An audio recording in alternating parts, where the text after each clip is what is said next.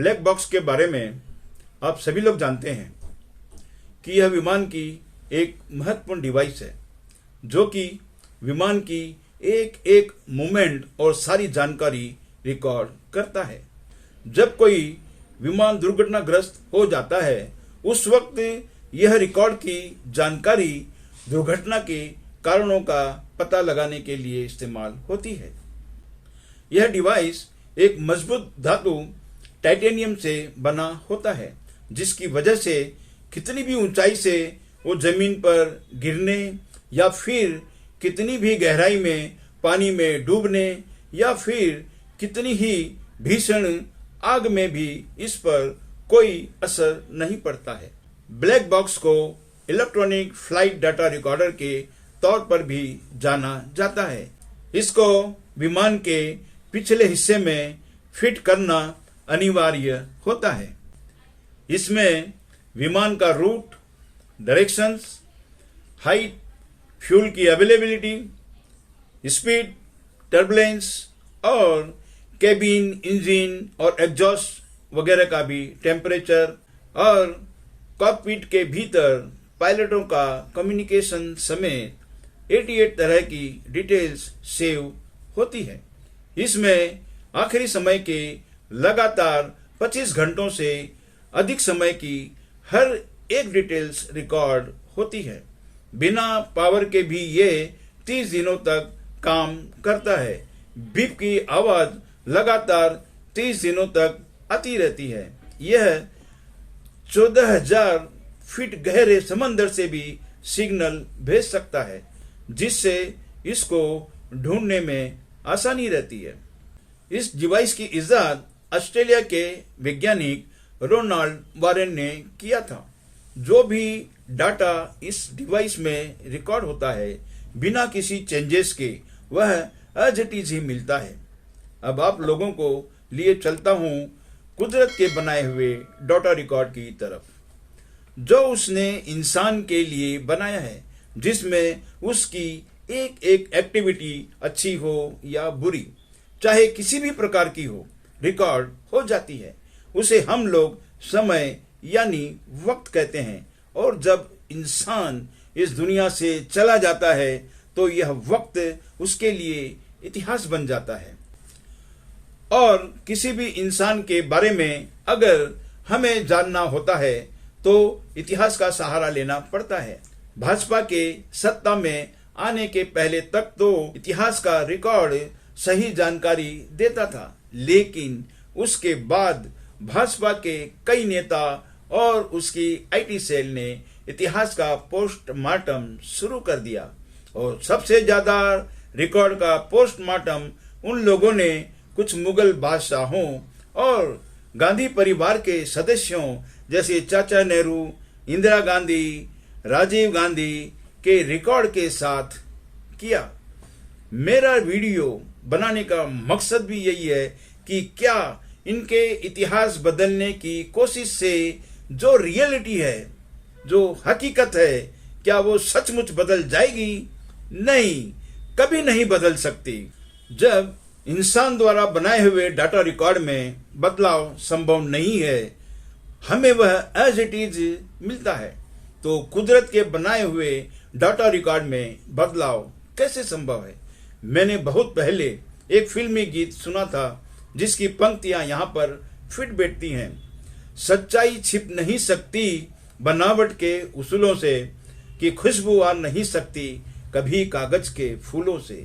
जिस तरह इंसान कितना ही खूबसूरत फूल बना ले, लेकिन उसमें वो कुदरती खुशबू पैदा नहीं कर सकता, ठीक उसी तरह भाजपा के नेता और उसकी आईटी सेल कितना ही झूठा आडंबर भरा इतिहास रच ले, लेकिन वो असली इतिहास को बदलने में कभी कामयाब नहीं हो सकते। मैंने बचपन में एक कहानी सुनी थी। एक गांव में एक सज्जन जो कि बहुत ही सरल और सीधे स्वभाव के थे, एक दिन अपने कुछ बकरों को साथ लेकर बाजार में उन्हें बेचने के लिए निकले। रास्ते में 4 ठगों की नजर उन पर पड़ी और लालच में आकर उन्होंने उसे बेवकूफ बनाकर बकरों को हथियाने की योजना बना डाली। पहले एक ठग उसके पास आता है और कहता है, अरे भाई साहब, इन कुत्तों को कहाँ ले जा रहे हो? उस सज्जन को बड़ा ही आश्चर्य होता है कि मेरे इन बकरों को कुत्ता क्यों बोल रहे हो। फिर सिर झटक कर वो आगे बढ़ जाता है। थोड़ी थोड़ी देर के बाद दूसरा और फिर तीसरा भी आता है। दोनों बारी बारी से पहले वाले की बात को दोहराते हैं। बार बार एक ही बात को सुनकर वह सज्जन परेशान हो जाता है कि क्या वास्तव में मुझसे ही कोई गलती हुई है। यही सोचकर वो चला जा रहा था कि चौथा ठग भी आ पहुंचा और उसने भी वही दोहराया। अब तो उस सज्जन को विश्वास हो गया कि वास्तव में ये कुत्ते हैं, मुझसे ही कोई गलती हुई है। वह घर की तरफ लौटने लगा तो चौथा ठग कहता है कि भाई साहब, आप इन कुत्तों को इतनी तकलीफ से यहाँ तक लाए और अब इतनी ही तकलीफ उठाकर यहाँ से घर वापस ले जाओगे। इससे अच्छा है कि आप इनको मुझे दे दीजिए, मैं घर और खेती की रखवाली में काम ले लूंगा। और वह सज्जन उसकी बातों में आ गया। अपने सारे बकरे उस ठग को सौंपकर वह खाली हाथ घर लौट आया। कहानी का सबक यह है कि झूठ को सच मानने से उस सज्जन का नुकसान भले ही हुआ हो, लेकिन ठगों के द्वारा बार बार झूठ बोलने के बावजूद बकरे कुत्ते नहीं बने, वे बकरे ही रहे। यह कहानी सुनकर आप लोगों को उस सज्जन पर तरस आ रहा होगा, शायद गुस्सा भी आ रहा होगा कि बड़ा ही बेवकूफ आदमी था जिसने हकीकत से हटकर दूसरों के बोलने से झूठ पर विश्वास किया और अपना नुकसान कर लिया। लेकिन मैं आप लोगों से पूछना चाहता हूं कि आप लोग क्या कर रहे हो? आप लोग भी तो हकीकत को छोड़कर और प्रायश्चित मनगढ़ंत चमकते हुए झूठ की तरफ भागे जा रहे हैं।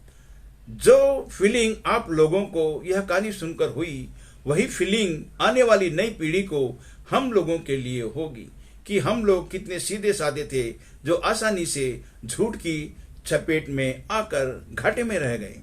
भाजपा का मानना है कि अगर किसी झूठ को बार बार बोला जाए तो वह सच बन जाता है, लेकिन वह बहुत बड़ी गलत फहमी में है, क्योंकि उसके झूठ को सच मानने की गलती वही लोग करते हैं जिनको सीधे सीधे भाजपा से कोई फायदा पहुंच रहा है और बाकी लोग उनके झूठ पर डर के कारण खामोश रहते हैं, क्योंकि आजकल सोशल मीडिया का दौर है।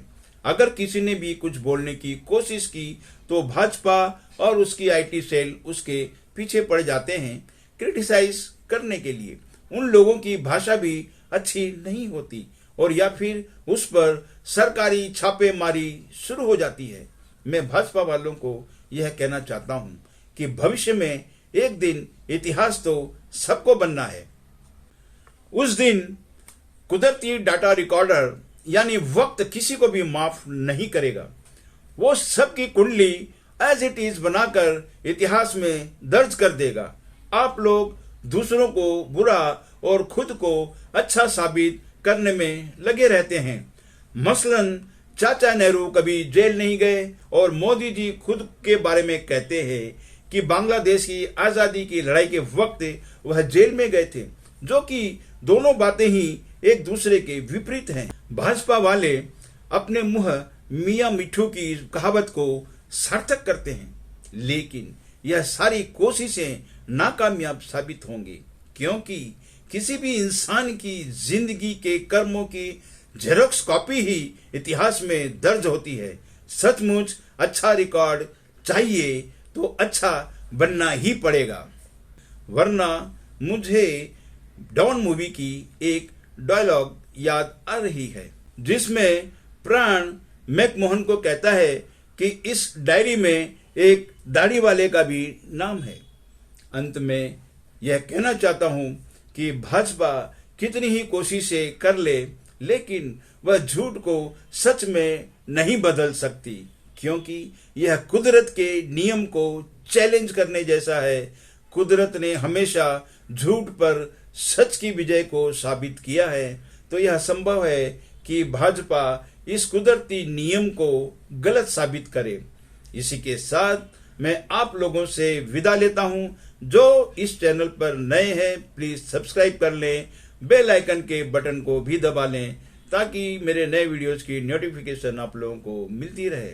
मेरा ये वीडियो किसी को पसंद आया है तो इसे लाइक कमेंट्स करें और शेयर करना ना भूलें। जय हिंद।